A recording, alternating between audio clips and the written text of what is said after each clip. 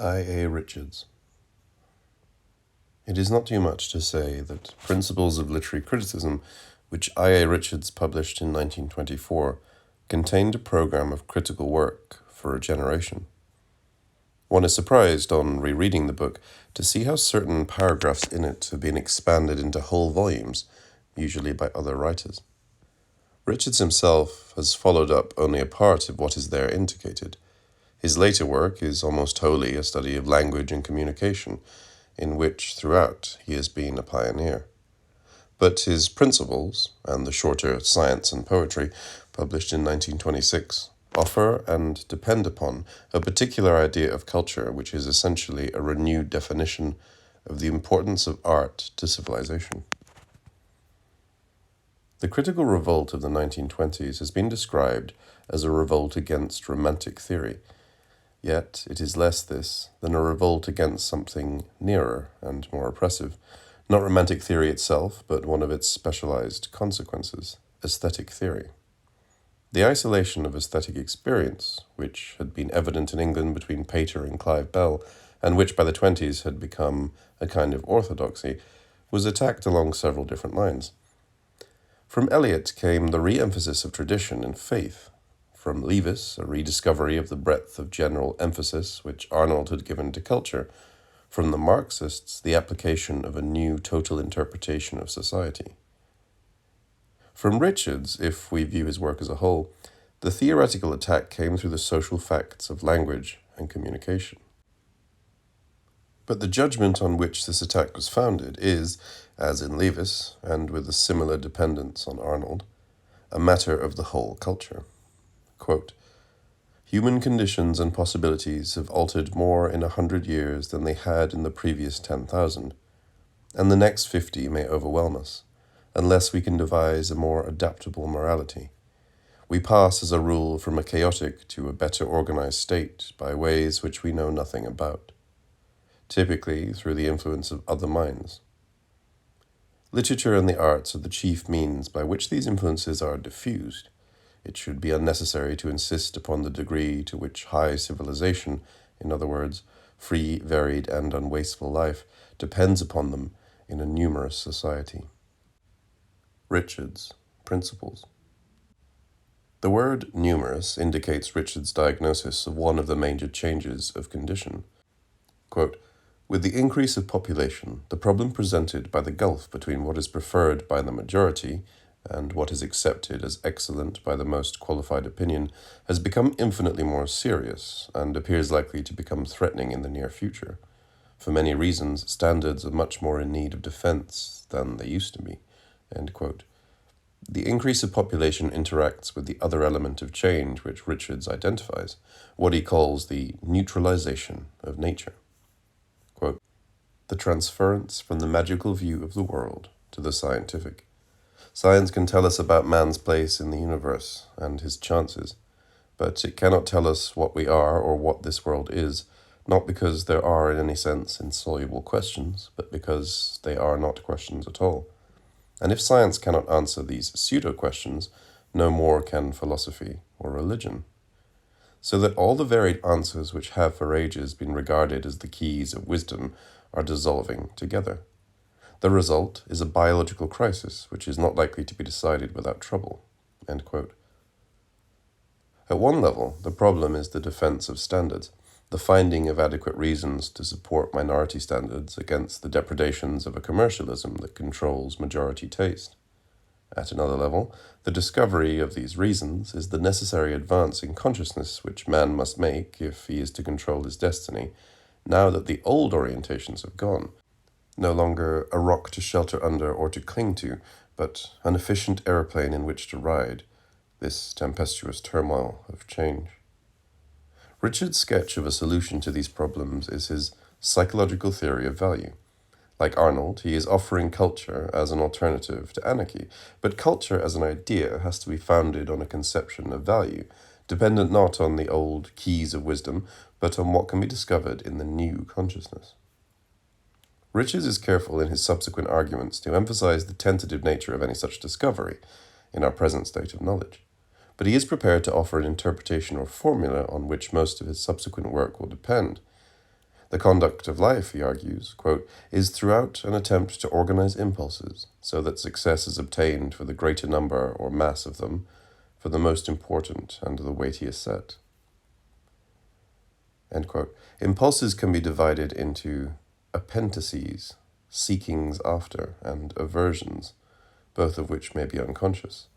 Then, quote, anything is valuable which will satisfy an appendice without involving the frustration of some equal or more important appendice. End quote. Importance here is defined as, quote, the extent of the disturbance of other impulses in the individual's activities which the thwarting of the impulse involves. End quote.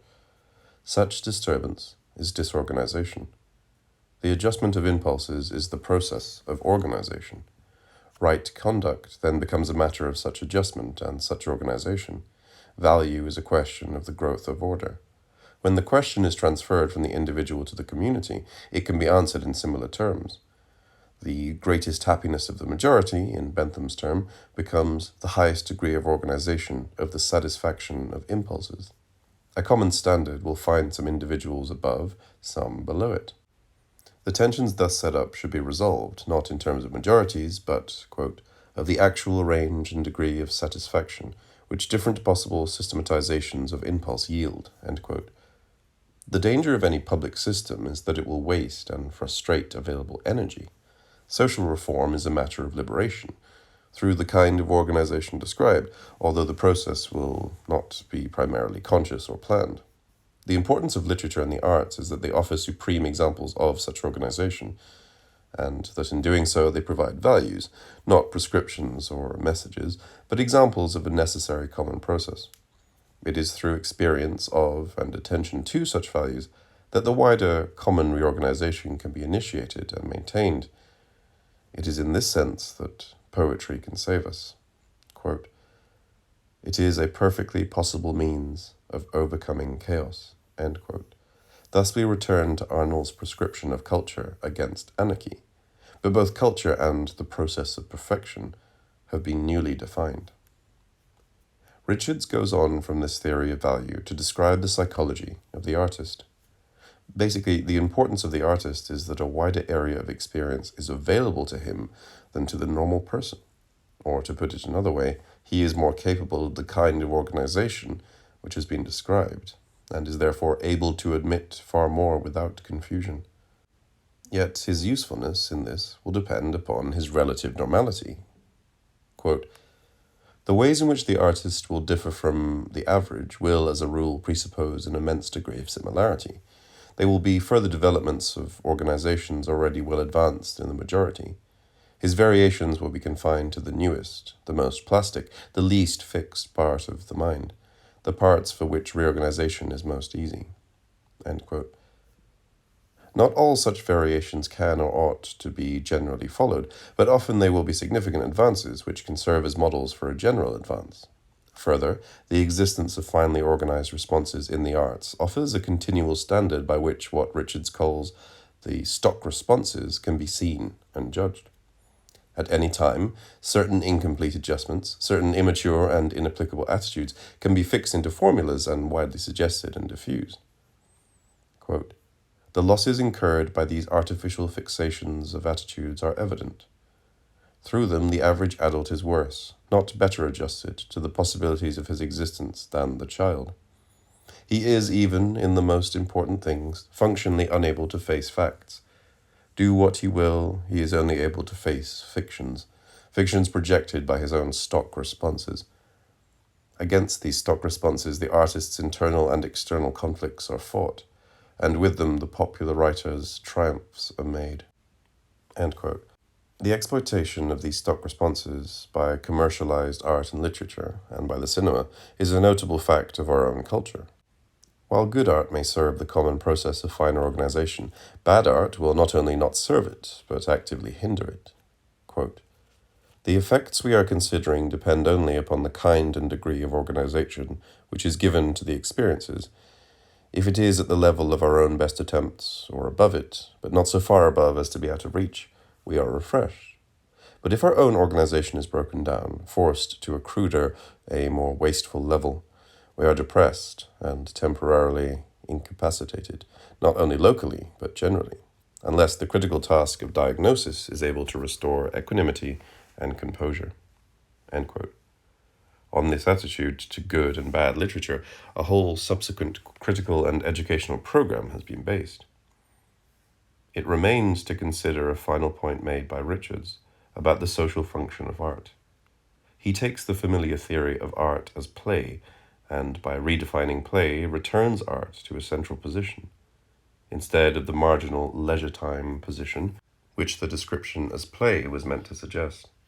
The redefinition rests again on the criterion of organization. Art is play in the sense that, quote, in a fully developed man, a state of readiness for action will take the place of action when the full appropriate situation for action is not present. End quote. Play is the training of readiness for action, either in a special or in a general field. Art, in creating and offering us a situation, is in this sense experimental. Quote, in ordinary life, 1,000 considerations prohibit for most of us any complete working out of our response. The range and complexity of the impulse systems involved is less. The need for action, the comparative uncertainty and vagueness of the situation, the intrusion of accidental irrelevancies, inconvenient temporal spacing, the action being too slow or too fast, all these obscure the issue and prevent the full development of the experience. We have to jump to some rough and ready solution, but in the imaginative experience these obstacles are removed. Thus what happens here, what precise stresses, preponderances, conflicts, resolutions, and inanimations, what remote relationships between different symptoms of impulses arise, what before unapprehended and inexecutable connections are established, is a matter which, we see clearly, may modify all the rest of life. End quote. The experience of literature is thus a kind of training for general experience, a training, essentially, in that capacity for organization which is man's only profitable response to his altered and dangerous condition.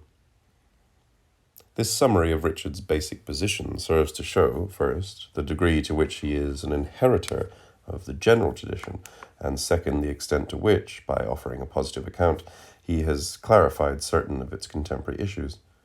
The clarification is real, as far as it goes, and its applications in criticism have been of major value. One of the most valuable points is Richard's return to that idea of the relative normality of the artist, which Wordsworth had defined, but which later Romantic writing had rejected. Herbert Reed also defines art as a mode of knowledge, and describes its social function in terms very similar to those of Richard's, but Reed, supported by Freud, reiterates that view of the artist's essential abnormality which, as much as anything, has denied art's social bearings. Reed offers the model of 3 strata of the mind, with the artist as an example of a kind of fault which exposes the strata to each other at unusual levels. In the matter of demonstrable psychology, our theories of art are still almost wholly speculative, but the crudeness of Freud's casual comment on the artist as neurotic is sufficiently evident. Reed's version of contact with deep levels of the mind through the fault, and of the actual making of art as an investment of this contact with superficial charms, lest the bare truth repel us, is similarly unsatisfactory. The whole concept of levels of the mind, even if restricted to consideration as a model, is more static than experience appears to require. If we think, rather, of moving patterns and relations, the question of valuable derangement and even of normality seems a limiting term. To separate creation and execution is the mark of the romantic disintegration of art into the separable qualities of imaginative truth and skill. On the whole, Richard's version of art as organization both restores the unity of conception and execution and offers an emphasis which can be profitably investigated. We should add, however, that nearly all theoretical discussions of art since the Industrial Revolution have been crippled by the assumed opposition between art and the actual organization of society, which is important as the historical phenomenon that has been traced, but which can hardly be taken as an absolute.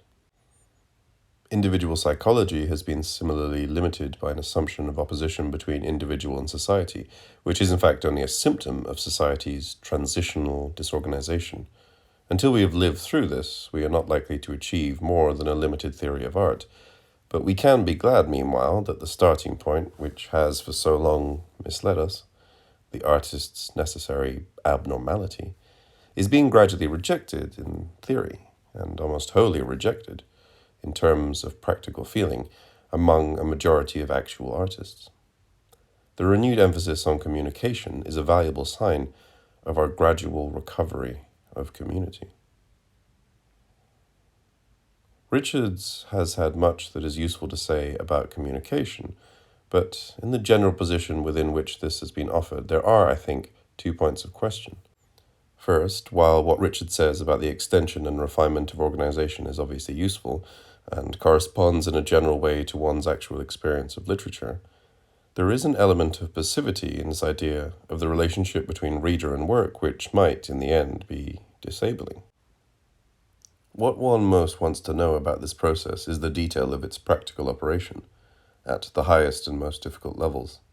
The point can be illustrated, although this does not in itself affect the theory, from Richard's own criticism.